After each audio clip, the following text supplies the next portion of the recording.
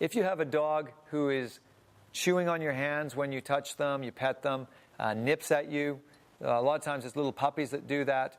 What you want to do, there's a couple ways to deal with it, is if it's a chewing issue, you can open the dog's mouth after they've done it, stick your hand in the mouth, hold the back of their head, and force your hand back into their mouth like this until they are gagging to get it out of there.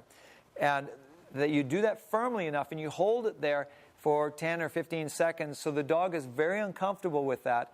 And then you put your hands right back in, you start to pet the dog again the way you were doing it before.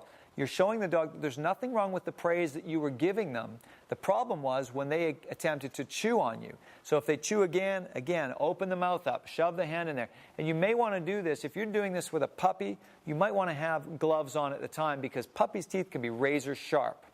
Another way to deal with this is with your puppy or your dog that you've just got, have your training collar on and your line on so you can always get a hold of them so they cannot walk away. If the dog nips or grabs at your hand, you can immediately just give them a quick cuff in the snout right as soon as they do it. So I might be petting, the dog grabs me, just give a bit of cuff, and then I go back to praising the dog and show them that my hands are not a problem.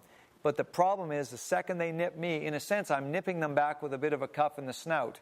And most dogs will stop chewing on you, will stop nipping on you within a minute to 2 minutes if you've done your corrections appropriately at the level of firmness for that particular dog. It's important to have our training collar and our line on the dog when we start doing this with the dog so that they can never get away from us. Many people have said, oh, I did give the dog a bit of a cuff in the nose, or I tried to grab it and it started to jump around and bark more aggressively at me.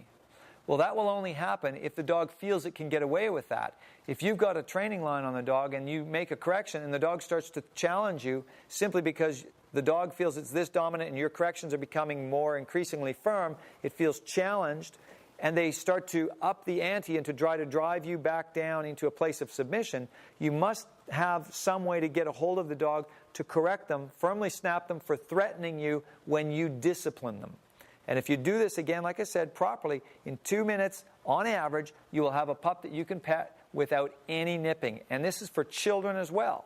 Get the kids involved in this because they are an easy target for most dogs or puppies to chew all over. Do not make your children or teach your children to be submissive to the dog.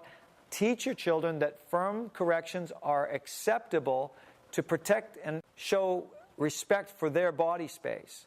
We should not be abused by our dogs, letting them climb all over us, chew on us, and so forth, especially the children. We want to show the pups and the dogs that right away the children have the right to be the ruler in that relationship.